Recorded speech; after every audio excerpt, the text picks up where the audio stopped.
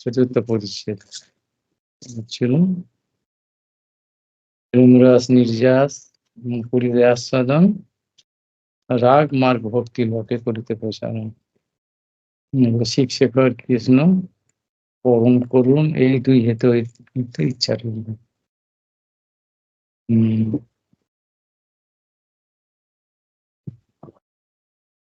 আচ্ছা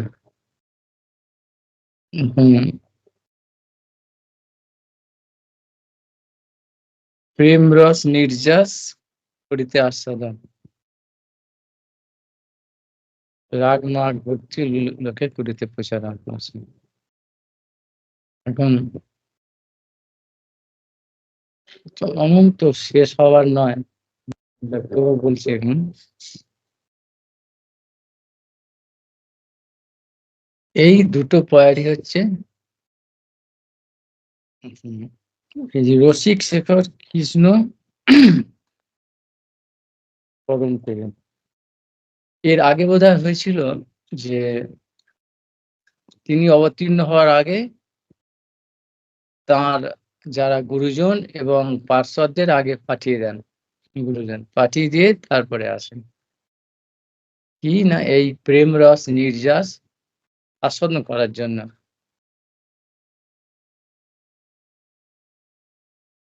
প্রেম রস নির্যাস আস্বাদনের জন্য সবাইকে নিয়ে আসছেন কেন? তার পার্শ্বদের, তার নিত্য পার্শ্বদের নিয়ে আসছেন কেন আগে? তার কারণ হচ্ছে এই জগতে সেই আস্বাদ যেটা করতে গেলে সেরকম তার তো পার্শ্বদ চাই, তার সাঙ্গ পাঙ্গ চাই, না একা একা তো হয় না কোনো কিছু আস্বাদন করা। সেই জন্যে সেই উপযুক্ত জীব বা আধারে এখানেতে নেই, সঙ্গ এই জগতে নেই, কেউ বুঝবে না, সেটা ভুল বুঝবে। তাই জন্যে তার নিজের লোককে নিয়ে আসতে হবে। এখন কথা হলো, তাহলে প্রশ্ন আসবে, তাই যদি হবে তার নিজের লোককে নিয়েই যদি এখানে আস্বাদন করতে আসছেন, তাহলে সেখানে থাকলেই তো সেখানে তাদের নিয়ে সেই তো আস্বাদন করতে পারতেন, এখানে আসার কি দরকার ছিল? সেই জন্যে এখানে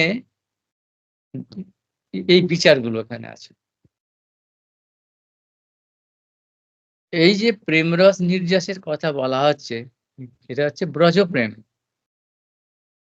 ব্রজপ্রেম, আর সেই ব্রজপ্রেমের যে নির্যাস তিনি আস্বাদন করবেন আর সেইটাকেও দেবেন, সেই নির্যাসটাকেই এখানে দিতে চাচ্ছেন। কেন না তিনি রসিক শেখর আর পরম করুণ। রসিক শেখর মানে এটা তার স্বরূপানুবন্ধী ধর্ম, অর্থাৎ তার নিজস্ব, মানে তার স্বাভাবিক, তার নিজস্ব স্বজাতীয়, অর্থাৎ তার সঙ্গে লেগে আছে এটা। কেননা তিনি হচ্ছেন রসবৈশ্বর, রস স্বরূপ, অর্থাৎ সেই রস আস্বাদন রস স্বরূপ তিনি। এটা তার কাছে কিছু এইটাই তার একমাত্র স্বভাব। আর পরম করুণটা এটা তার স্বরূপানুবন্ধী গুণ, স্বরূপানু স্বরূপানুবন্ধী তার নিজস্ব যে গুণ, তার ধর্ম এটা, যে তিনি সেই সঙ্গে পরম করুণ, যে তিনি নিজেই শুধু আস্বাদন করে না, অপরকেও দেবেন। এই জন্যে সেই তাদের, তার যে নিত্য পার্শ্বদ তাদের নিয়ে আসছেন। এখন এখানে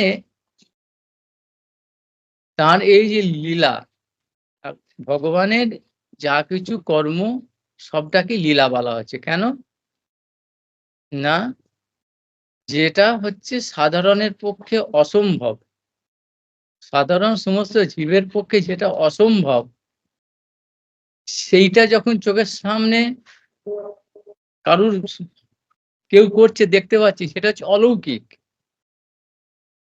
অলৌকিক মানে লৌকিক নয়, অর্থাৎ এই লোকের নয়, তার উপরে।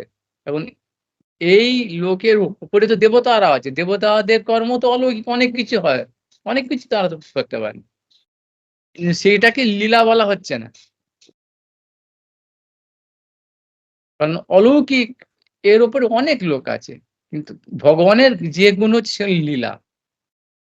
কেন না, ভগবান যেগুলো করছেন, তার ক্রিয়াটা, তাকে দেখতে, তার রূপটা এই নরলীলা অর্থাৎ নরের মতো, নরবপুর মতো তার যে শ্রেষ্ঠ লীলা। সেইজন্যেই এত কথা যে মানুষ তাকে ভুল বুঝবে। আমাদের মতো এইরকম স্বাভাবিক ব্যাপার। এটা হয় তো সব। সেই কথাটাকে আরো একটু ভালো করে জেনে নিতে হবে। যে লীলাটা কিরকম? তার লীলা সেই যে লীলা বোঝা গেল যে অলৌকিকত্ব আর লীলা পার্থক্যটা। সাধারণ জীব যে কাজটা করতে পারে না, যে কাজটা করে যেগুলো আমরা করতে পারি সাধারণ চোখের সামনে দেখছি স্বাভাবিকভাবে যেগুলো এনে বলেছে লৌকিক। আর যেকোনো এই লোকে দেখা যায় না সাধারণত অনেক যোগী, জ্ঞানী মহাপুরুষরা তারা অনেক কিছু করতে পারে তো যোগের দ্বারা। সে সেইগুলো অসম্ভব কাজকে বলা হচ্ছে। আমাদের কাছে যেটা অসম্ভব, আমাদের যেগুলো আমরা পারি না সেটা হচ্ছে অলৌকিক। সেটা যোগী, জ্ঞানী বা দেবতারাও এবং ভূত প্রেতও তারাও তো আমাদের চাইতে শক্তিবান বেশি। সে সে সে সমস্ত কাজই বলা হচ্ছে অলৌকিক। কিন্তু ভগবানের ব্যাপারটা অলৌকিক শুধু নয়, অলৌকিক তো বটেই। সেজন্য ভূত প্রেতের এই কাজগুলো কিন্তু লীলা নয়, ভগবানেরটা হচ্ছে লীলা। বুঝলো? এইটা লীলা আর অলৌকিকতা বোঝা গেল। সেই লীলা হচ্ছে ক প্রকারের? না ২ প্রকারের। একটা প্রকট আর অপ্রকট। প্র প্রকটটা কি? না কাদাচিৎ কি? অর্থাৎ সাময়িক। কখনো, কখনো প্রকট আছে। আগে বলেছিলাম জ্যামার দেয়া যায় সেই ব্যাপারটা। আর আর অপ্রকটটা কি? অপ্রকট লীলা মানে নিত্যকাল। নিত্য চলছে অবিচ্ছিন্নভাবে। সেই অপ্রকট লীলাকে তার কিছু অংশ কখনো প্রকট করা হচ্ছে।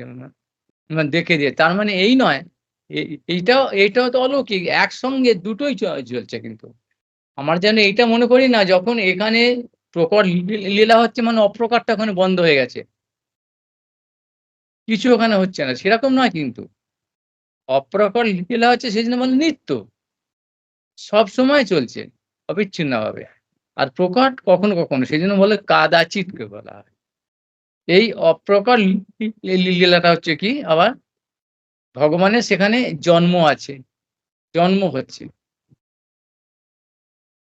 মানে নরশিশুর মতো, বাচ্চাদের মতো। জন্ম হলো সে মতো মানে কিন্তু আমাদের মতো না। আগেই বলা হলো যে অ যে অলৌকিকত্ব আর লীলা ভগবানের সবটা হচ্ছে মানুষের মতো নরলীলাবৎ, নরবৎ লীলা। মানুষের মতো। সেটা দেখাতে হবে। আর জন্ম থেকে তার যে লীলাটা করছে সেটাকে ৩ টে ভাগ করছে। বাল্য, পৌগণ্ড আর কৈশোর। ৫ বছর ৫ বছর মধ্যে। এটা হচ্ছে তার অবস্থা। ৩ টে লীলার ৩ টে অবস্থা। আমরা যেরকম বাচ্চা থেকে বুড়ো পর্যন্ত আমাদের যে পরিবর্তনটা এটা বাধ্য প্রকৃতির নিয়মে। কেউ এটাকে আটকাতে পারে না। এটা একদম আমাদের বাধ্য এটা করে আবার জীবনটা এটা শেষ করতে। কিন্তু ভগবানের এই যে বপু এটা এটা হচ্ছে নিত্য।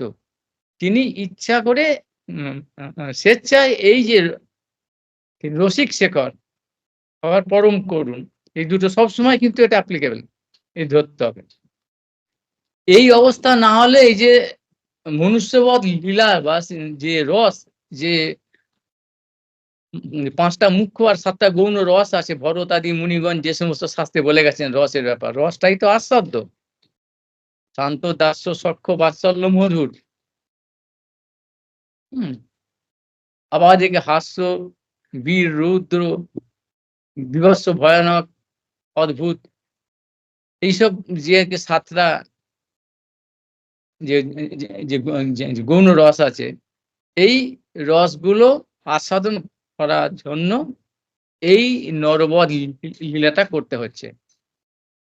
৫ বছর বাল্য, পৌগণ্ড আর তারপরে কৈশোর। ওই কৈশোরটায় ওইটা চিরকাল নিত্যকাল থেকে গেছে। আর পরিবর্তন হবে না। এই এইটাও একটা দেখে দিচ্ছে। আর এই লীলাটাকে আবার ৩ টে অবস্থা বলা হলো। আর ২ আবার প্রধান ভাগ হচ্ছে যে একটা ঐশ্বর্য আর মাধুর্য। কেন ঐশ্বর্যটা কেন?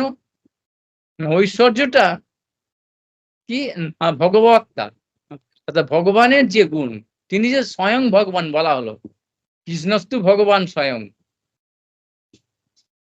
দেবতাদের উপরে হচ্ছে ভগবানের অনন্ত বিষ্ণু তত্ত্ব, তাঁরই যে প্রকাশ, সেগুলো সবাইকে বলা হচ্ছে বিষ্ণু।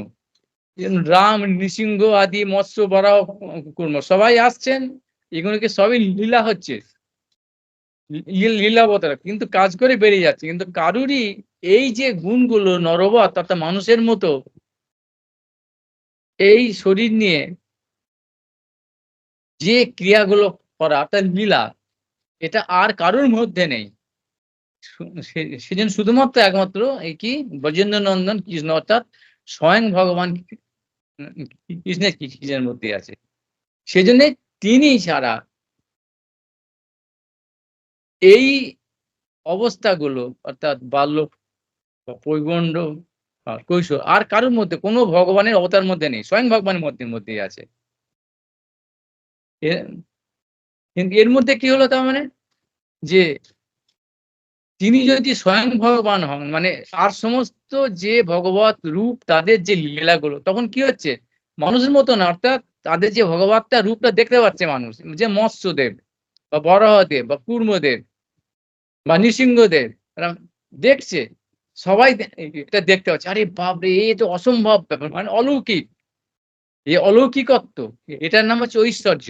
কিন্তু সেই ভগবান যখনই মানুষ জীব বুঝতে পারলো যে যে এরকম তো আমাদের মতো সম্ভব নয় বা কারোর মধ্যেই সম্ভব নয়, তখন ওই লক্ষণ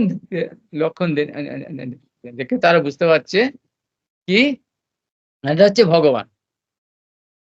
এগুলো কিন্তু তটস্থ লক্ষণ। আর সরব লক্ষণ হচ্ছে কি না, ওই রসিক শেখর আর পরম এই দুটো, সেই জন্য এই দুটো গুণ বিশেষভাবে ব্রজেন্দ্র নন্দন স্বয়ং ভগবানের এটা প্রযোজ্য। সেজন্য তার এই লীলাগুলো একটুখানি বুঝতে হবে কিভাবে হচ্ছে, এই ডিভিশন গুলো, ভাগগুলো, ক্রমগুলো। এই ক্রম হচ্ছে এইটা বাল্য, পৌগণ্ড আর কৈশোর। আর ডিভিশন হচ্ছে কি মানে ঐশ্বর্য আর মাধুর্য। তাহলে ব্রজে হচ্ছে কি এই যে অন্যান্য বিষ্ণু অবতার, ভগবান অবতার, তারা যে কাজগুলো করছেন, সম্ভব আমি যুগে যুগে যখন যখন ধর্মের সংস্থাপন, অসুরদের বিনাশ আর সাধুদের পরিত্রাণের জন্য যেসব কাজগুলো করতে হয়, তিনি আসছেন করে চলে যাচ্ছেন। কিন্তু তার রূপটা কি পরিবর্তন হচ্ছে, যেরকম লোকে দেখতে হবে রূপ এবং ক্রিয়াটা কিন্তু অসম্ভব ব্যাপার। কিন্তু ব্রজেন্দ্র নন্দন তার এই যে ঐশ্বর্য আর মধু, ওখানে শুধুই মাধুর্য, তার রূপ সেখানে এখানে পরিবর্তন হচ্ছে না। ওই যে তিনটে বাল্য বা পৌগণ্ড বা কৈশোর, ওই 5 বছর 5 বছর 5, 10, 15 এর মধ্যেই ওই রকম শিশু, 5 বছরের শিশু যেভাবে করে, সেই অবস্থাতেই তিনি এই অসম্ভব কার্যগুলোকে তিনি করেছেন। সেই জন্য এটাকেও কি হচ্ছে না, স্বয়ং ভগবান ব্রজেন্দ্র নন্দনের বিশেষ লীলা এটা। সেই লীলাকে জানতে গেলে এইগুলো জানতে হয় এই ব্যাপারগুলো। এখন ব্রজেন্দ্র নন্দন তিনি যখন স্বয়ং ভগবান যে ব্রজে লীলাটা করছেন, তাহলে কি হচ্ছে, তিনি তাহলে মানুষেরই মতো, তাহলে মানুষ ওই যে মাধুর্য দেখতে পাচ্ছে, তার তো শরীরটা পরিবর্তন হচ্ছে না, আকার পরিবর্তন হচ্ছে না, সেখানে কি হচ্ছে না, ওই ঐশ্বর্যটা এই যে অন্যান্য ভগবত অবতারের যে ক্রিয়া, গুণ বা কর্মগুলো আছে, শক্তিগুলো আছে, সবগুলি তার মধ্যে আছে। কিন্তু কিরকম কিরকম ভাবে না, ঢাকা আছে।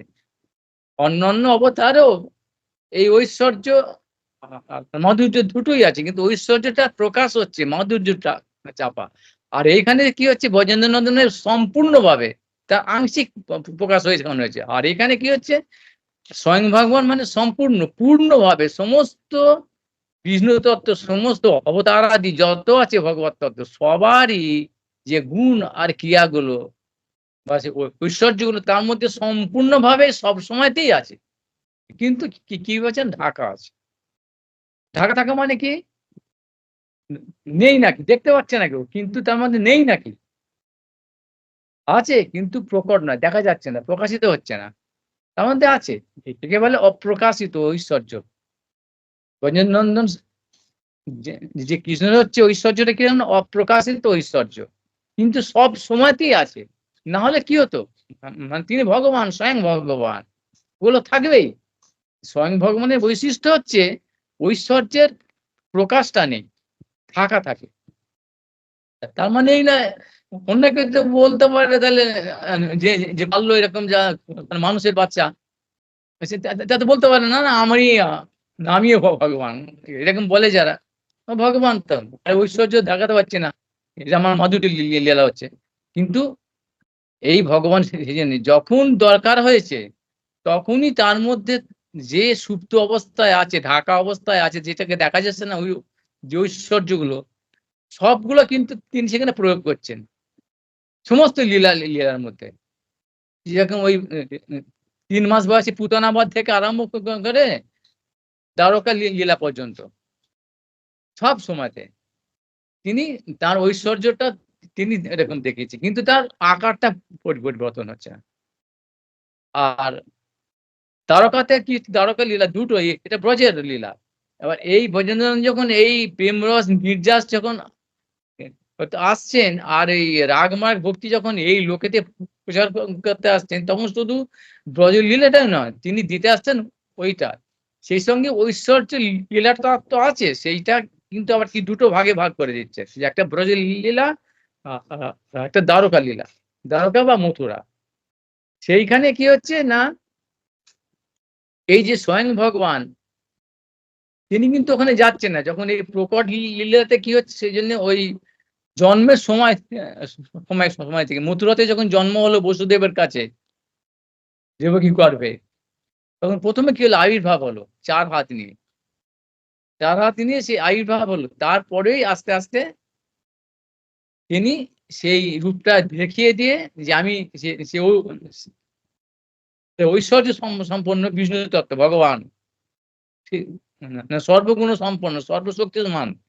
তারপরে আবার সেই বাচ্চা সে শিশুর মতো শিশুর মতো তাকে মাথায় করে বসুদেব মহারাজ নিয়ে এসে যখন নন্দালয়ে দিয়ে এলেন তখন কি হলো? এখানে বলেছে স্কন্দ পুরাণ ইত্যাদিতে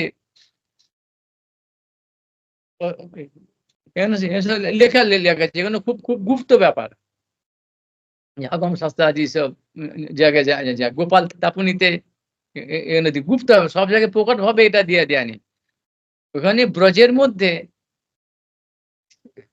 মা যশোদা তার আগেতে ওই ব্রজেন্দ্রনন্দ স্বয়ং ভগবান সেখানে তিনি জন্ম নিয়েছেন। কিন্তু ওই যখন বসুদেব মহারাজ তাকে নিয়ে এলেন ওই বিষ্ণু তত্ত্ব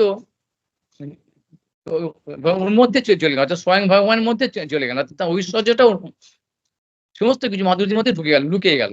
বসুদেব মহারাজ দেখতে পেলেন না। আর পাশে যে যোগমায়া আছেন সে তাকে নিয়ে চলে এলেন। তা এই যে ক্রিয়াগুলো বা যে ব্রজে হচ্ছে যে লীলাগুলো হচ্ছে সবকিছু যোগমায়া সমাবৃতা। যোগমায়া কে না তিনি স্বয়ং তিনি ভগবানেরই একটা প্রকৃতি তার শক্তি। তার দ্বারা এইগুলো আচ্ছাদিত হয়ে যাচ্ছে। সবাই এটা দেখতে বা বুঝতে পারছে না। সেই জন্য কি হচ্ছে এমনকি বসুদেব মহারাজও তার কি হলো ধারণাটা?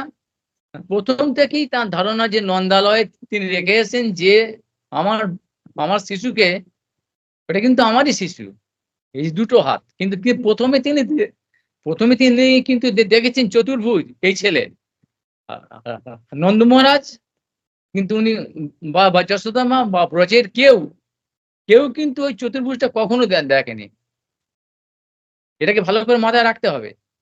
যে ব্রজের ব্যাপারটা হচ্ছে কখনোই তাদের মধ্যে এই ঐশ্বর্যটা কিন্তু পূর্ণভাবে তা যে যে নন্দনের মধ্যে প্রবেশ করে গেল। কিন্তু এমনভাবে ঢাকা আছে যে এনারা কেউ কখনোই দেখতে পাননি।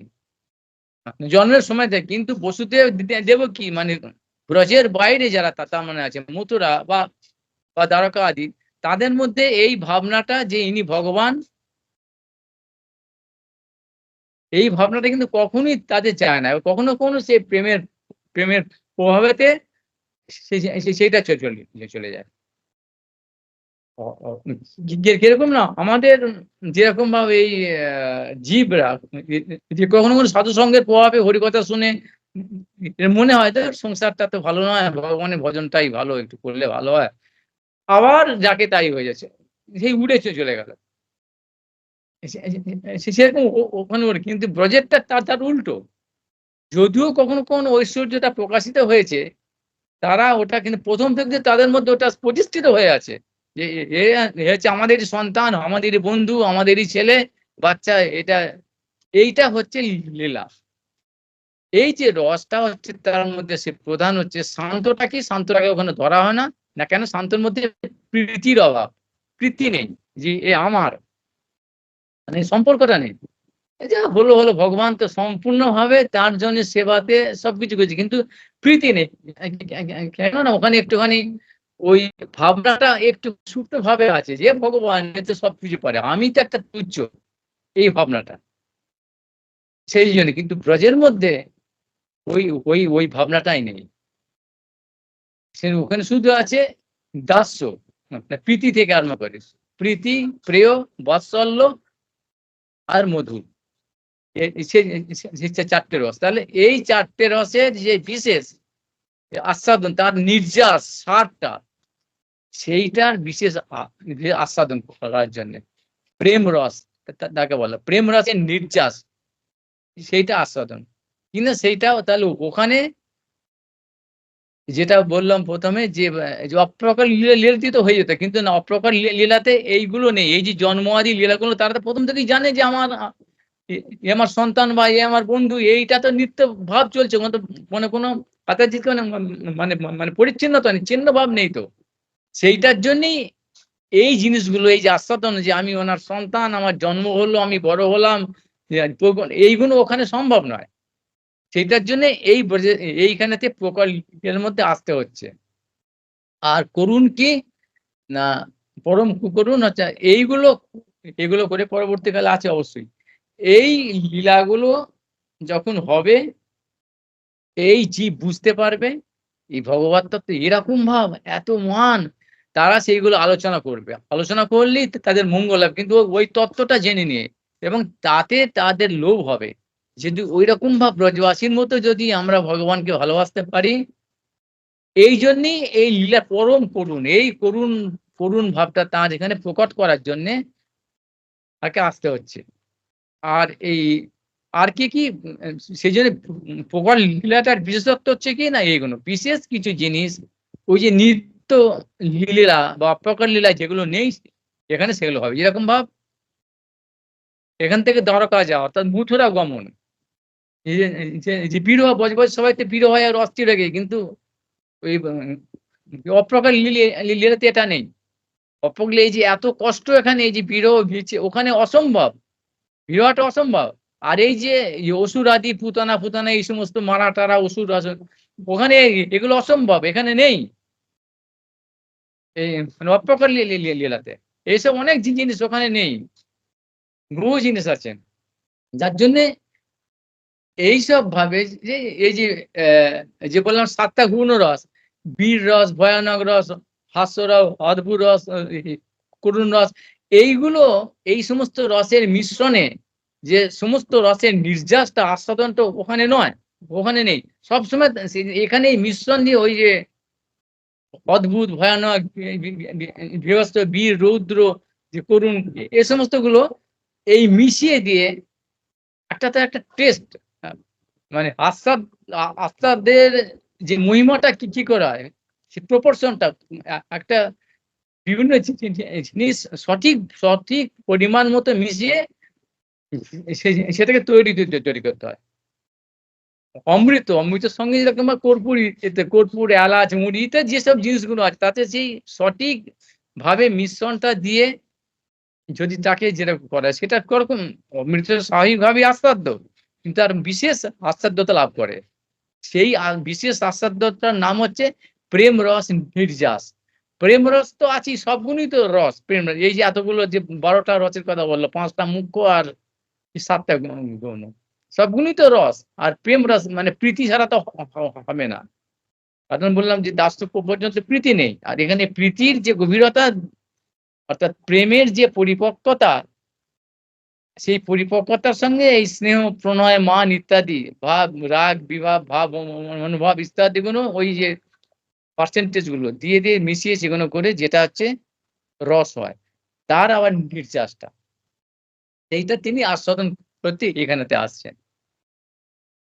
এসে আর সেই সমস্ত এই ব্যাপারগুলো সে যে ব্রজবাসীদেরই চাই, তার যে নিত্য পার্ষদ যারা অর্থাৎ অপ্রকট লীলায় যারা সবসময়তেই এগুলো আস্বাদন করছে তাকে সেই তাদের চাই। তারাই তো বুঝতে হবে। সেই জন্যে তাদের নিয়ে আসতে হয়।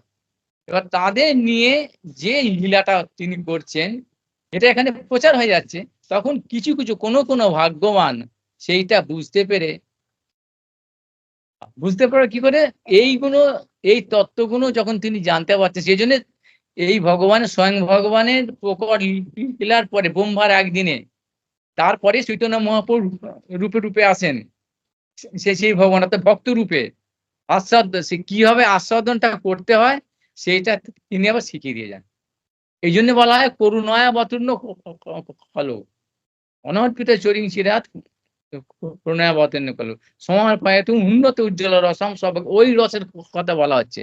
সমর্পয়েতু উন্নত উজ্জ্বল রসম সব কৃষ্ণ, সে নিজের সেই রস অর্থাৎ এটা তার পরম করুণ আর এই রসিক শেখর যে প্রেম রস নির্যাসটা তিনি এখানে দিয়ে যাচ্ছেন। কিভাবে? না, সেইটা রাগ মার আমার মনে পড়ছে রাগ মার্গ সম্বন্ধে বলেছিলাম, রাগাত্মিকা, রাগানুগা ইত্যাদি কাকে বলে। হ্যাঁ, সেই জন্য ওই যে রাগানুগা ভক্তি সেটা যে ব্রজের যেটা আছে, যে রাগাত্মিকা ভাবে তার অর্থাৎ যে ব্রজবাসীর সঙ্গে যে সম্বন্ধটা, সেই তাদের ওই আচরণ দেখে যেভাবে ভগবানকে তারা সেবা করছেন, ভালোবাসছেন, প্রীতি যেরকম উদ্ধব ব্রজের বাইরে দ্বারকাতে উদ্ধব সবসময় তো আছেন ভগবানের সঙ্গে, কিন্তু ওখানে ওই মাধুর্যতা ওখানে ঢাকা। এখানে যেরকম ব্রজে ওই ঐশ্বর্য, ভগবান ওই রকম বাচ্চা অবস্থাতে অত বিরাট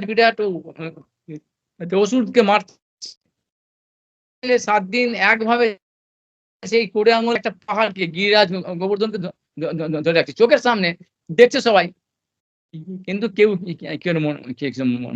মানে কি ঐশ্বর্যটা চাপা আছে তার মধ্যে। এইসব গুণ আবার দৃষ্ট সুত অনুমিত ভাবে ভাগ আছে। দৃষ্ট লীলা, সুত লীলা, অনুমিত অনেক এর মধ্যে ভাগ আছে। ভক্তি রসায়ন সিন্ধুর মধ্যে বলেছে। এখন সেগুলো অন্যরকম ব্যাপার। সব জানতে হবে, কিন্তু তার উল্টো হচ্ছে, দ্বারকাতে উল্টো হচ্ছে। বসুদেব মহারাজের কথাটা বললাম, তারা ভগবানকে ভগবান রূপেই দেখছে, কিন্তু ওখানে মাধুর্যটা আছে, ঢাকা আছে ঐশ্বর্য দিয়ে। সেই জন্য কখনো দেখতে সেই উদ্ধবকে সেখানে পাঠিয়ে দিলেন। উদ্ধব হচ্ছে সবচাইতে বিচক্ষণ, বুদ্ধিমান, শ্রেষ্ঠ ভক্ত ভগবানের। ব্রজের বাইরে যত ভক্ত আছে তিনি এসে দেখে, ব্রজে এসে 3 মাস দেখে এইসব যে ব্রজবাসীদের এরকম ভাব প্রেম, আশ্চর্য হয়ে গেলেন একবারে। এটা সম্ভব ওনার মাথাতেই আসছে না। সেই উদ্ধবের দ্বারা সেখানে প্রচার করা। তখন তাঁর সেদিনে তিনি কি বললেন, আশা মহ চরণ রেণু জুসা মহ শ্যাম, অর্থাৎ আমি যদি কখনো কোন রকম একটা এখানে এই ব্রজের গুল্ম হতে পারি, এই ব্রজবাসীদের চরণ ধুলি আমার মাথায় এসে পড়লে, আমি এইভাবে যে ভগবানের সেবা করা যায়, ভগবানের যে কাছের অন্তরঙ্গ হওয়া যায়, এটা তো আমি বুঝতেই পারতাম না কোনোদিন। সেইটা প্রার্থনা করছেন। তার মানে ওই মাধ্যম দিয়ে অর্থাৎ প্রতিনিধি হিসাবে ওই উদ্ধবের দ্বারা এইসব গুণ প্রচার হলো।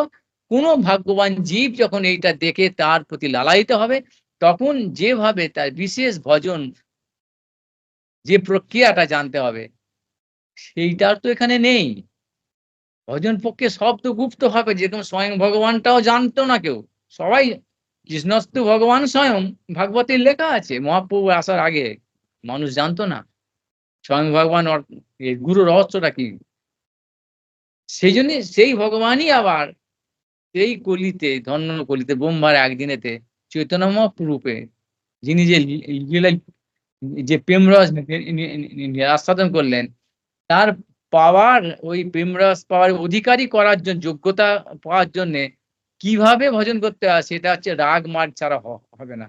সেই রাগ মার্গটা কি বা কিভাবে প্রযোজ্য, কিভাবে পাওয়া যায়, সেই ভজনের বিশেষ পদ্ধতিটা কি, সেইটা তিনি স্বয়ং এসে নিজে জানিয়ে গেলেন।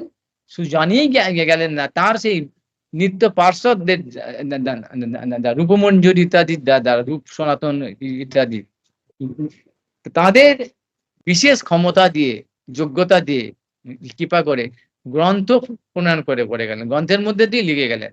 এই যে ভজনের বিশেষ প্রক্রিয়াটা, এটা হলো তার কি পরম করুণ হলো।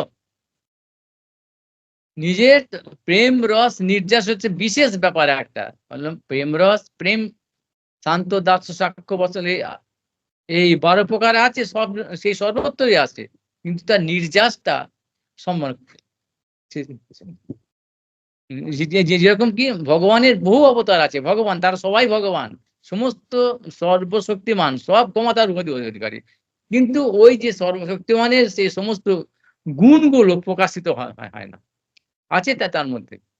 ভগবান আলাদা আলাদা নয়, প্রকাশিত হচ্ছে না। সেই সম্পূর্ণভাবে তার ঐশ্বর্য এবং মাধুর্য, সমস্ত রসের সম্পূর্ণভাবে প্রকাশ এবং বিকাশ একমাত্র কোথায় আছে? স্বয়ং ভগবান কীর্তি চাংশ কলা প্রশ্ন নন্দনন্দন ব্রজেন্দ্র নন্দন, ব্রজের মধ্যেই আছে। ব্রজের মধ্যে সেই সমস্ত রসের আবার নির্যাস অধিকারী কে না? ব্রজেন্দ্র নন্দন। সমস্ত শক্তির নির্যাস সেখানে আছে, তিনি একমাত্র এটা আস্বাদন করতে।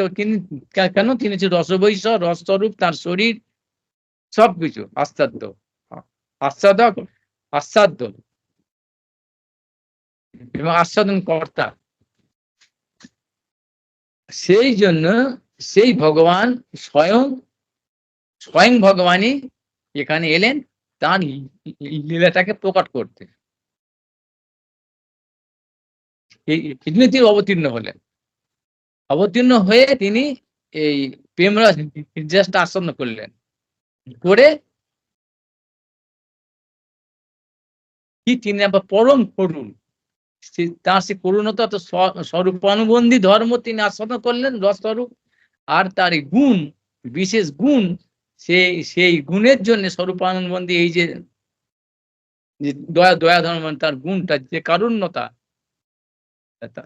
বিশেষ যে করুণতা, সেই কারুণ্য ধর্মের জন্য তিনি সেটাকে আবার এই এই লোকেতে প্রচার, রাগ মাগ ভক্তি লোকে করিতে প্রচারও করে গেলেন, দিয়ে গেলেন। যেভাবে যে ভক্তি ফলে এই প্রেমরস নির্যাসটা জীব আসন করতে পারে।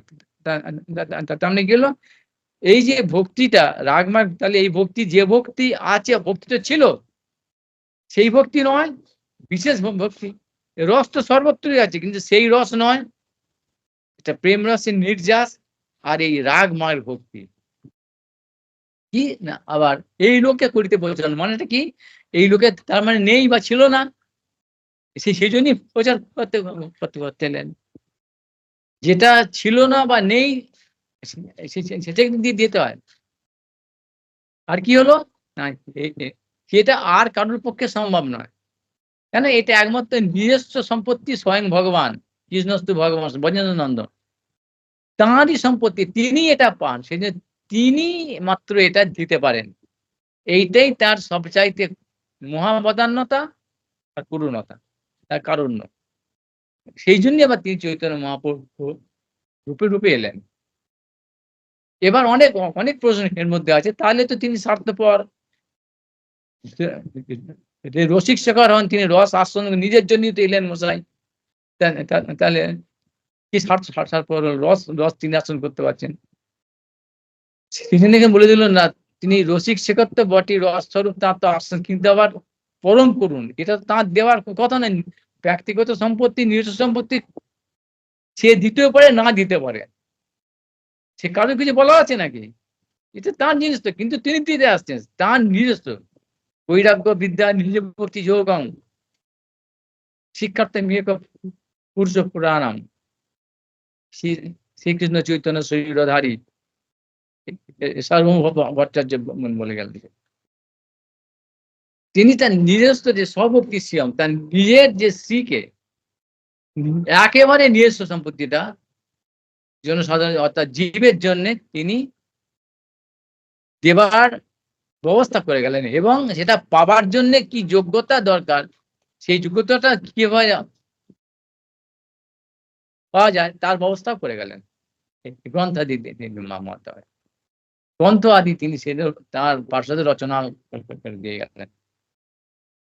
এইবার কি হচ্ছে না, তিনি যখন এলেন এইটা তার হচ্ছে পরম পূর্ণতা আর কি প্রেমরস নিজে আস্বাদন। এবার কিন্তু অনেক অনেক এর মধ্যে আরো বিচার আছে। এখন এইভাবে আগিয়ে যায় এবার। এরপরে কি বলছেন? ঐশ্বর্য জ্ঞানেতে সব জগৎ মিশ্রিত। ঐশ্বর্য শিথিল প্রেমে নাই মর্পিত। সেই জন্যই একটু আগে বললাম যে এই প্রেম ঐশ্বর্য আর মাধুর্য রূপে দুটো বিশেষ বিভাগ আছে। এই ওর মধ্যে কিন্তু আমি হিন্টসটা আমি সংকেতটা দিয়ে গেলাম আমি যে ঐশ্বর্য আর মাধুর্য। কেন আমি বললাম প্রথমে? যেখানে ওই ভগবত তত্ত্ব মানেই পূর্ণ, অর্থাৎ স্বয়ং ভগবান সম্পূর্ণ। ভগবত তত্ত্ব মানেই পূর্ণ। কিন্তু তার অন্যান্য অবতারে, অন্যান্য সমস্ত অবতারে তার সম্পূর্ণ প্রকাশটা নেই। কিন্তু ভেতরে ঢাকা আছে। কিন্তু এই একমাত্র স্বয়ং ভগবান ব্রজেন্দ্র নন্দনের মধ্যেই সর্বদা সব সময়তে এই ওই সম্পূর্ণ ঐশ্বর্য আর সম্পূর্ণ মাধুর্য সম্পূর্ণরূপে প্রকাশিত। কিন্তু এই ব্রজের মধ্যে মাধুর্যটা এতই প্রবল যে সেখানে ঐশ্বর্যটা, তিনি যে ভগবান তার সম্পূর্ণ ঐশ্বর্যটা ধাগা করে যায়, মনে হয় যেন নেই। আর এই ব্রজের বাইরে কি হচ্ছে, এই ঐশ্বর্যটাই প্রবল হয়ে থাকে, এত প্রবল ভাবে আছে যে মাধুর্যটা থাকলেও সে ঢাকা পড়ে যায়, দেখা যায় না। সেই জন্যই এখানে বললো যে ঐশ্বর্য জ্ঞানেতে সব জগৎ মিশ্র। ঐশ্বর্য জ্ঞান মানে কি? ওই যেটা বসুদেবের কাছে প্রথমে বললাম সেই জন্য আবির্ভাব হয়েছিল 4 হাত। আরে বাবা এ কি? এই যদি 4 হাত রূপে কেউ যদি আজকে আমাদের কাছে যেসব ভগবান সম্বন্ধে বা ভগবান দেবদেবীর সম্বন্ধেও যে রকম ব্যাপার আছে, মানুষ তো ভয় খেয়ে যাবে নাকি? যেকোনো বলে না এরকম কোন ঠাকুর দেবতা দেবী এমনকি ভূত প্রেত, ভূত প্রেত তো ভূত প্রেত দেবতা না অপরের দেবতা। মানুষ সবসময় ভয় খেয়ে কেন? এই জীব ভয় খেয়ে কেন? যে অপরের দেবতা তারা দেবতা না, সবসময় ভয় খাচ্ছে কেন? না তাদের ক্ষমতাটা আমাদের এই শরীর দাঁড়িয়ে রক্ত মাংসের শরীর দাঁড়িয়ে এই যে জীব আমাদের চাইতে বেশি। তার সেই জন্যে তাদের এবং তার রূপটাও দেখতেও তার একবারে কিরকম একটা ভয় ভয় লাগে। এখন দেবতাদেরও তাই।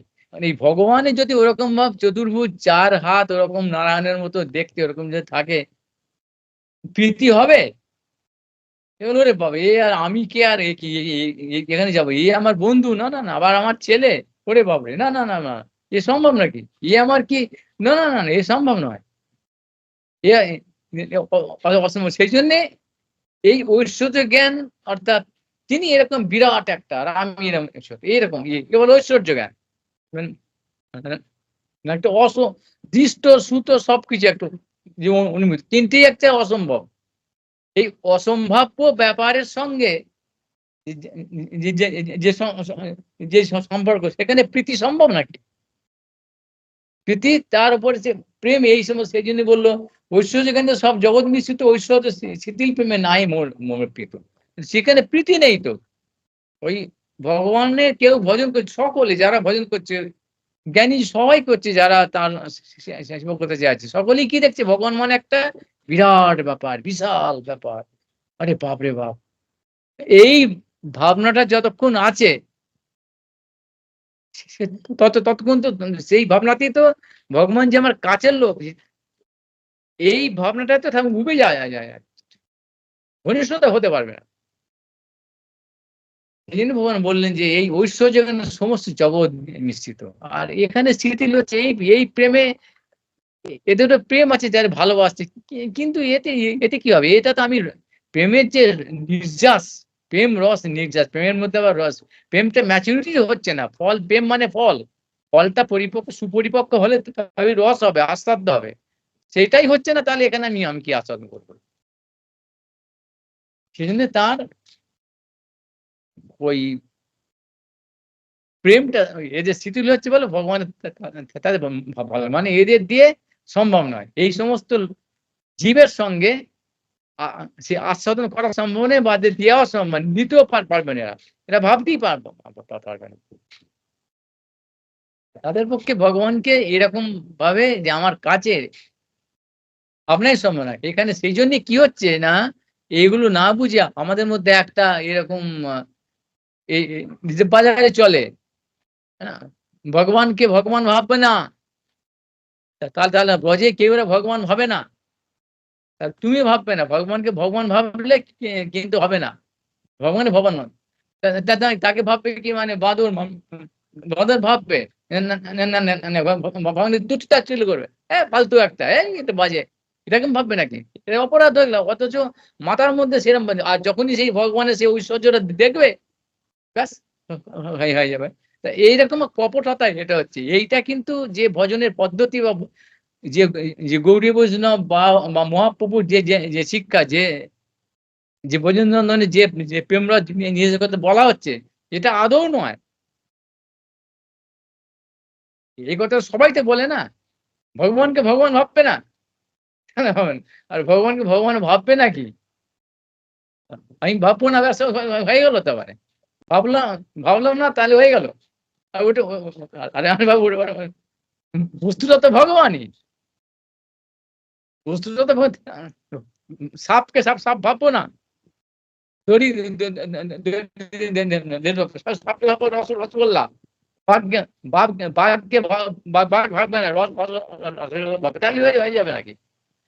এটাও সেরকম একটা ব্যাপার। এরা বুঝতে পারে না যে তত্ত্বসিদ্ধান্ত আদৌ বোঝে না। এই ভাবাভাবি এখানে ব্যাপারই নয়। ভাববো ভাববো কি ভাববো না, এটা বস্তুটা তো ওইটাই। যেরকম বলা হলো যে ব্রজের মধ্যে কি আছে? পূর্ণ ঐশ্বর্য আছে। সেজন্য ঐশ্বর্য জ্ঞান, সেই ঐশ্বর্যটা প্রীতির এতই প্রভাব ঢাকা পড়ে গেছে।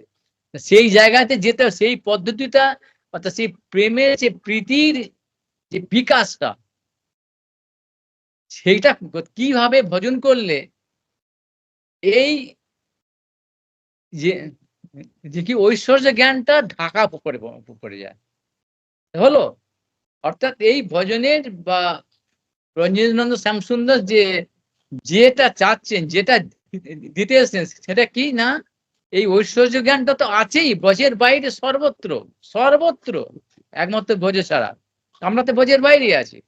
তাহলে সেই ব্রজের বাইরে তিনি সেটাকে প্রকট লীলা করে দিতে এসেছেন। তাহলে সেইটা কি আমাদের থাকবে না নাকি? আছে তো। কিন্তু এমন একটা ভজনের পদ্ধতি তিনি দিয়ে গেলেন, জানিয়ে দিয়ে গেলেন, যেটা আগে ছিল না সেটাও তার মানে এই ভজন পদ্ধতিটা আগেও ছিল না। সেইভাবে ভজন করলে কি হবে না, এই ঐশ্বর্য জ্ঞানটা প্রীতির প্রভাবে ভগবানকে তারা কিভাবে ভালোবাসে ব্রজবাসীরা, সেটা রাগান্বিকা ভক্তি তাদের, সেইরকম ভাবে আমি ভালোবাসতে পারি। এই যখন ভজন করতে করতে সেই স্তরে উন্নত হবে, তখন তার প্রভাবেতে কি হবে, এই ঐশ্বর্য জ্ঞানটা ভগবানের যে ভগবত্তা জ্ঞানটা ঢাকা পড়ে যাবে। এর মানে এই নয় যে ভগবানকে ভগবান ভাববেন, ভগবান নয়, এটা নয়। সেটা হচ্ছে কি করে হবে, যোগমায়ার প্রভাবেতে।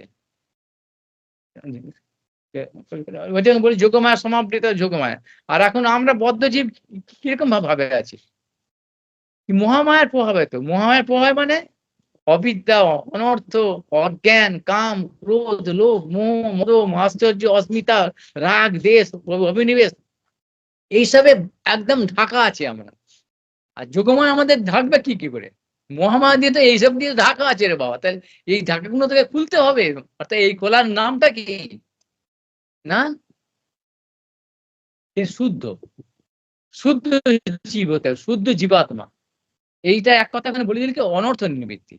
সেই জন্য সে শুদ্ধ জীবাত্মা হতে গেলে অনর্থের নিবৃত্তি করার যে স্তরগুলো আছে, সেই জন্য সাধুসঙ্গ, সেই বিশেষ সাধুসঙ্গ চাই, বিশেষ শ্রদ্ধা চাই, বিশেষ ভজনক্রিয়া চাই। সেই জন্য বিশেষভাবে নিষ্ঠা, রুচি, আসক্তি, এগুলো রূপ গোস্বামীর দ্বারা বা গোস্বামীর দ্বারা স্বয়ং ভগবান চৈতন্য মহাপ্রভু সেই পথটা বাতিল দিয়ে গেছেন। সেগুলোকে উপেক্ষা করলে, তুচ্ছতা কাছে করলে, ওই ভগবানকে ভগবান ভাববে না, তুমি ভাববে তোমার ছেলে, ভাবলেই হয়ে গেল না। আমি ভাবলাম যে বাঘটা আমার বন্ধু, বাঘটা পিঠে পিঠে আমি চাপবো, ভাবলেই হলো না। এটা বলে না, যেটা ভাববে ভাবতে হয়ে যাবে। সাধনে ভাবিবে যা, সাধনে ভাবিবে যা, সাধনকালে সাধনটা তো করতে জানতে হতো। সাধনের বৈশিষ্ট্যটা কি, সেই ব্যাপারগুলো আস্তে আস্তে আস্তে আস্তে আমাদের এইভাবে, এই গুরুত্বপূর্ণ ভাবে, গুরু গম্ভীর ভাবে আমাদের আগাতে হবে। নাহলে ওই এর মধ্যে না ঢুকতে পারলে ওই উল্টো পাল্টা একটা সব ধারণা দিয়ে দিচ্ছে, যেটা অপোজিট সিদ্ধান্ত, অশাস্ত্রীয়, শুধুমাত্র তুচ্ছতা তাচ্ছিল্য করা এই শাস্ত্রগুলোকে।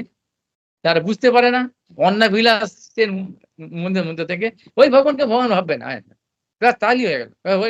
আরে হরিনাম করো, হরিনাম করো, হরিনাম করো, তালি হয়ে যাবে। সেই হরিনামটা তো আগেও ছিল রে বাবা, সবাই তো করছে, সবাই, কিন্তু এটা এটা এটা বোঝা যাচ্ছে তো কি ব্যাপার। কেউ হয়তো অলৌকিকত্ব করতে পারছে, কিন্তু ওইখানে ব্রজেন্দ্র নন্দনের তার সেবা, সেটা সম্ভব নয় রে বাবা। এটা পুরো আলাদা জিনিস, পদ্ধতিটা আলাদা জিনিস।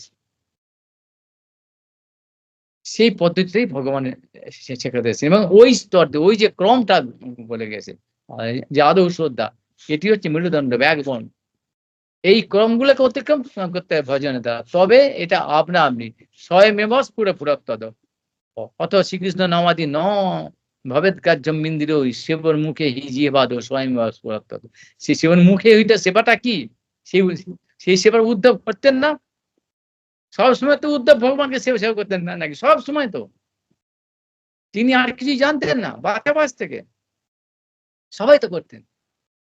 সেই উদ্ধব চমকে গেল, সেই উদ্ধব যিনি ভগবানের সমান, ব্রজের এসে দেখে ব্রজবাসীদের সেই প্রেম আর সেবা বৃদ্ধি দেখে, আগে তো বাইরে থেকে দেখবেন এরা বোকা হাঁদা, কিছুই জানে না। আর সেই অবস্থা দেখে চমকে গেলেন তিনি, একবারে আশ্চর্য হয়ে গেলেন। নারদ মুনি তাই, তারপর দেখে তিনি তো চরম ভক্ত, আশ্চর্য হয়ে গেলেন। আর অর্জুন তো বন্ধু বলে ভেবেছিল, কিন্তু তার সে একটা ঝলক ঐশ্বর্য যেই দেখতে গেল, সঙ্গে সঙ্গে স্তব শ্রুতি আরাম করে।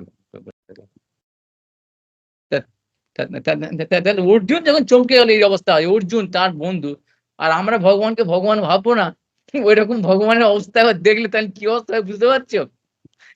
চারটে হাতি নিয়ে যখন যে কোনো ভাবে দেখ, তখন তো অজ্ঞান হয়ে কোথায় চলে যায়, পাগল হয়ে যাবে তো তখন। ভগবানকে ভগবান ভাববে না, এটা কি একটা সিদ্ধান্ত হলো একটা? বোঝা যাচ্ছে তো কি অপসিদ্ধান্ত, ভুল ভাল সব সব একটা বিচার, কিছুই বোঝে না তার।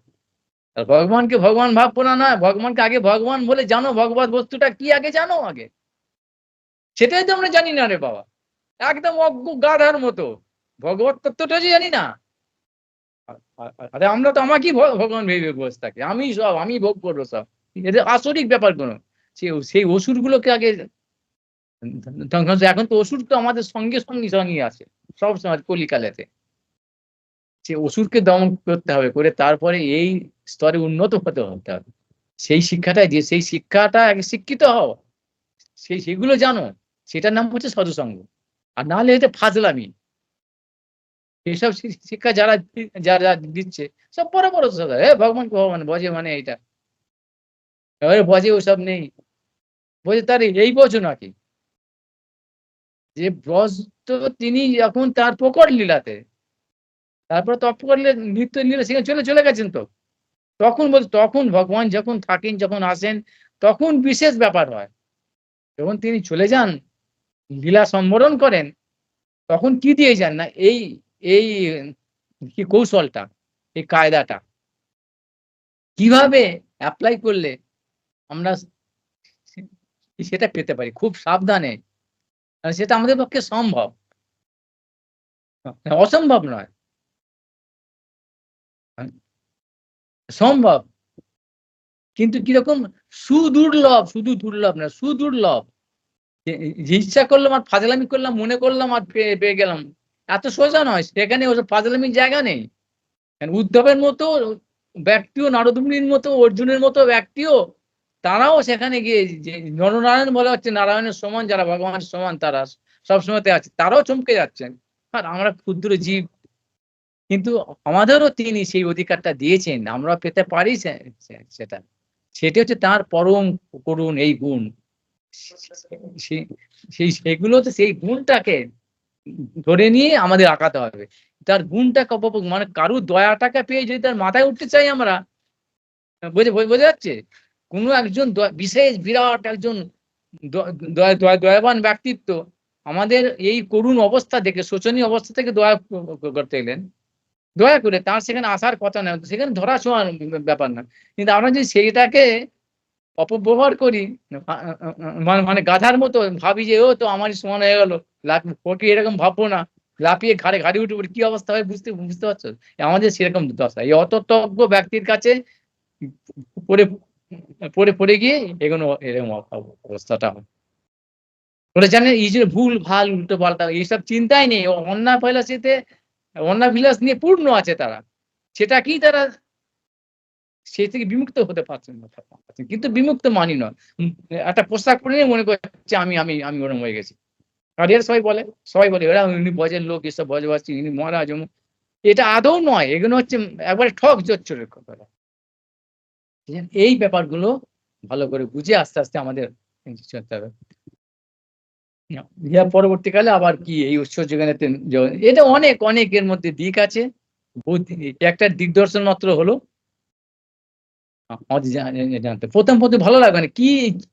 কি বলছে? মানে আমাদের কানগুলো এমনই হয়ে গেছে না ঐসব মানে কি ডুপ্লিকেট অর্থাৎ মানে কৃত্রিমভাবে না ওই লীলা কথা শুনবে, রাসলীলা। ওই লীলা কিরম করে মঞ্জুষা কেঁদে ভাসিয়েছে। সুচিদেবী কেমন করে কাঁদছে, "নিমাই রে নিমাই।" শুনতে আমাদের খুব ভালোবাসে। এইগুলো করলে ওই যে নাটক করে, ওতে কিচ্ছু হবে না, কিচ্ছু হতে নেই। সম্পূর্ণটা আমরা ঠগ ওরা। ওগুলো হচ্ছে ঠগ। এই লীলা যে তার ভগবানের যে কি লীলা এইটা আগে জানতে হবে। ওইগুলো শুনলে কিছু আমাদের মনে তো আসছে ওইরকম। ওই সিনেমা বা আমাদের নিজের কথাগুলো সংসারের কথাগুলো মনে আসছে। যে কাম, ক্রোধ ইচ্ছা দেখুন মাধুর্য আদি এসব আছে, বাৎসল্য ইত্যাদি আছে। ওগুলো সঙ্গে ওইসব কথা বললেই তো আমাদের এই সংসারের কথাগুলো এসে গেল। ব্যাস কাদা দিয়ে একদম ভরে গেল। যিনি বলছেন তিনিও তো সেরকম। তিনি সেইজন্য সব জায়গায় বলবেন না তো। এসব কথা সব জায়গাতে বলবেন না। হাটে, মাঠে, বাজারে, ঘাটে বলবেন না এসব কথা। ঠিক যে পাত্র তৈরি করো আগে বাবা। সে পাত্র তৈরিতে হচ্ছে ভজন সাধন। এইটি মূল কথা। ওই ভাবকেলি করে ঠকিয়ে ওখানে ভগবানকে ঠকানো যায় না। এটা মনে রাখবেন। তিনি সম্পূর্ণ সম্পূর্ণ সম্পূর্ণ ঐশ্বর্য মানে সমস্ত ক্ষমতা তার মধ্যে আছে। আর ব্রজেন্দ্র নন্দন হচ্ছে কি সেই ঐশ্বর্যটাকেও তিনি ক্রয়ীভূত করে শুধু মাধুর্য। আকবার মাত্র কিন্তু তার মানে এই নয়, মাধুর্যময় মানে ওই বাল্যলীলা মানে নরবৎ লীলা মানে তিনি আমাদের মতো বাচ্চা। আমি ওরকম করে আমার বাচ্চার মতো ভাববো আর তিনি ওরকম হয়ে গেলেন। এত সুবিধে নয় রে বাবা। ব্যাপারটা এরকম নয়। তার মধ্যে ঐশ্বর্যটা পুরো আছে। পূর্ণ ভগবান তার ওই জ্ঞান, সর্বজ্ঞতা, সে সর্বশক্তিমান সবসময় পূর্ণভাবে আছে একেবারে। সেখানে যাওয়া যাবে না, ধারে যাওয়া যাবে না এসব ঠকিয়ে, বদমাইশি করে। এত সুশোচনা সেই জন্যই ভগবান এখানে বলে দিলেন, ঐশ্বর্য এখানে সব জগৎ মিশ্রিত। আর আমরা ওকে ভাববো না যে ঐশ্বর্য নেই, তিনি আমার মতন বাচ্চা মতন। এইটা এখানে বলতে চাননি। আগে ওইটাই তো বুঝলাম না আমরা। ঐশ্বর্য এখানে জগৎ, আমরা তো ভগবানের বিশ্বাসই তো আমাদের নেই। আদৌ শ্রদ্ধাটাই তো নেই। আর একবার তাকে ভাববো তাই এটা ফাজলামি হবে। এইসব কথার মধ্যে এত কথা দিয়েছে প্র্যাকটিক্যাল। ১ম থেকে এই ভিত্তিটা স্থাপন করতে হবে। নাহলে ওই লাফিয়ে যাওয়ার মতো সেই সেই সেই মানে সেই সম্রাটের রাজার সেই লা তিনি আমার উদ্ধার করতে দয়া করে আমাকে বাঁচাতে এলেন। আর তার এ তো আমার কাছে হলো ঘাড়ে যে বললাম। তার ঘাড়ে চাপলে যেরকম অবস্থা হবে সেরকম অবস্থা হবে। এইভাবে হয় না, ঠকানো যায় না ভগবানকে। সেই পথ যা বলে গেছেন, যেভাবে যে পথে গেলে পাওয়া যাবে সেই পথটা সে অনুসরণ করতে হবে। সে অর্থাৎ ভজন ক্রিয়া সে সঠিকভাবে। আজকে পর্যন্ত থাক, আজ্ঞানতা হয়ে গেল। বাঞ্ছা কল্পতরুভ্যশ্চ কৃপা সিন্ধুভ্যেব চ পতিতানাং পাবনেভ্যো বৈষ্ণবেভ্যো নমো নমঃ। হরে কৃষ্ণ কৃষ্ণ কৃষ্ণ হরে হরে, হরে রাম রাম রাম হরে হরে। এসব প্রকৃতির বাইরে এসব গরম টরম এসব হবে থাকবে, এর মধ্যে দিয়ে চালাতে হবে। এই যে বাবা এত গরম, এত অমুক, এত তমুক, এইসব আমাদের ওজোর ওজোর খুঁজতে চাই আমরা। আমার এই ওজোর, যে কোনো একটা ওজোর গেলেই আমরা ওই ফাঁক দিয়ে বেরিয়ে যেতে চাই। এই জন্য সে যে না বয়স হয়েছে, এই অসুস্থ, এই পয়সা নেই, এই বাড়ি নেই, এই গাড়ি নেই, পয়সা চাকরি নেই, এই জন্যে এসব কোনো ওজন নেই। আমরা এইগুলো নিয়ে আমাদের চলতে হবে। এগুলো কমন ব্যাপার, সর্বদা এগুলো থাকবে। এইগুলি এই সুস্থতা, অসুস্থতা, ভালো মন্দ, পাপ পুণ্য সব সবগুলো নিয়ে আমাদের চলতে হবে। সেই জন্য ঠিক লক্ষ্যটাকে ঠিক রাখতে হবে। আমার এটা প্রয়োজন চাই মানে আর অন্য কিছু আমার চাই না। এ যা কিছু হয় হোক, এ আসবে যাবে, আসবে যাবে, এইটাই সংসারের নিয়ম। আমার লক্ষ্য হচ্ছে এটা ভজন এখন। আর এই ভজনটাকে বাদ দিয়ে ভজন অত যে বদমাইশি বুদ্ধি, আমি ভাববো ভগবান আমার ছেলে, আমার অমুক, আমার তমুক, ভাববে, তুমি ভাবলেই হয়ে যাবে। ভগবানকে ভগবান ভাববে না, এসে উপদেশ দেয় না ভগবানকে ভগবান ভাববো না, মানে ও ভগবান নয়, মানে একটা ফাজিল ভোগ করে একটা। কি আমাদের যেরকম আছে একটা ওই রাস্তায় করে বাচ্চা যে বিড়াল কুকুর পথে সে সেরকম ভাববে আর কি, ভাবলেই হয়ে গেল আর কি, ভাবলেই হয়ে গেল। এত সোজা। গায়ে গায়ে গুমেকে আগে, এই গুমেকে অনর্থগুলোকে আগে ঠিক করো। অন্যায় বিলাস শুনলাম এই প্রথমেই তো এই হয়ে যাচ্ছে। এই অভিলাষ গুলো ভেতরে আছে, গজগজ করছে অসভ্যতা। এটা বারবার বলছি, শুনতে খুব খারাপ লাগে ভাই, এগুলো শুনতে ভাল লাগে ওইসব নাচন খোদন আর ওই ঠকবাজি। ইলেলাকে তো না, যশোদা মা কেঁদে ভাসিয়ে দিল একবারে, শোধ বয়ে গেল একবারে। রাধারানী যা কাঁদছে সেই দেখে পাথর গলে যাচ্ছে রে বাবা, খুব শুনতে ভাল লাগে। সচিমা যা করলো, এই আবার সচিমা এসে ভাল লাগে না, সুবল সুদাম এসব সখ্য বাৎসল্য ভালো লাগে না। ওই মধুর রসের একেবারে চরমে, যেখানে রাধারানী কিরম করে কাঁদছে, ললিতা বিশাখা তাকে সান্ত্বনা দিচ্ছে, আবার বলছে, আবার শিক্ষা দিচ্ছে যে এই তুই তুই তুই আর কৃষ্ণকে ইয়ে করবি না তো, ওকে মারবি তাড়াবি। এরা বলছে আমি কৃষ্ণকে পেলে কান ধরে, আমি নিজে শুনেছি রে বাবা এসব, এইসব এসব সে বড় বড় গুরু, জগৎ গুরু, তারা সব আবার আন্তর্জাতিক মহাগুরু, তারা আবার ইন্টারন্যাশনাল গুরু। তাদের সব এইসব যে শিষ্যরা এসব এসব আলোচনা করছে। আর তার মধ্যে একজন উঠে বলে কৃষ্ণকে আমি ফেলে কান ধরে টিপে মেরে একদম এরকম কামুক, সেরকম ভাবছে, ওইটাকে কাম করে ভাবছে কাম।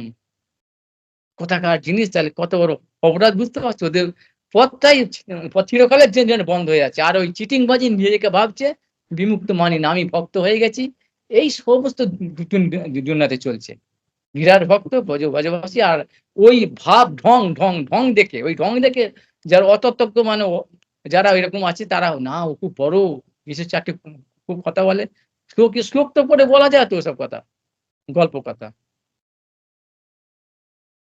ওতে হবে না। এই শাস্ত্রে যেসব গুলো বলেছে, যে যথাযথ ওগুলো ওইরকম এইসব কুকুর ছাগলদের মুখে এসে মানায় না। শুনলে ওগুলো বিষ, ওগুলো ওর মধ্যে তো ওই কাম গজগজ করছে। আর ওই চোর চোর জীবিত মানে কি কাম, পয়সা খাবো, কামিনী কাঞ্চন আর কি প্রতিষ্ঠা, কোনো কামিনী প্রতিষ্ঠা, এই তিনটের জন্যই তো পয়সা পয়সা পয়সা করছে। আর আসল যার মধ্যে হয়ে তার হবে না, অসম্ভব। তার তার শেষ লক্ষণ আছে, খান্তি অপর্থ কালক্য বিরক্তি মান ও শূন্যতা আশা বন্ধ সমুৎকণ্ঠা নাম গানের সাধুরুচি প্রীতিস্তর বসিস্থল কেন এইসব লক্ষণগুলো জানতে হবে। সেই ওরা স্বাস্থ্যকে ওসব পরে কিছু হবে না, পরে হরিণ কর মানুষকে ঠকায়।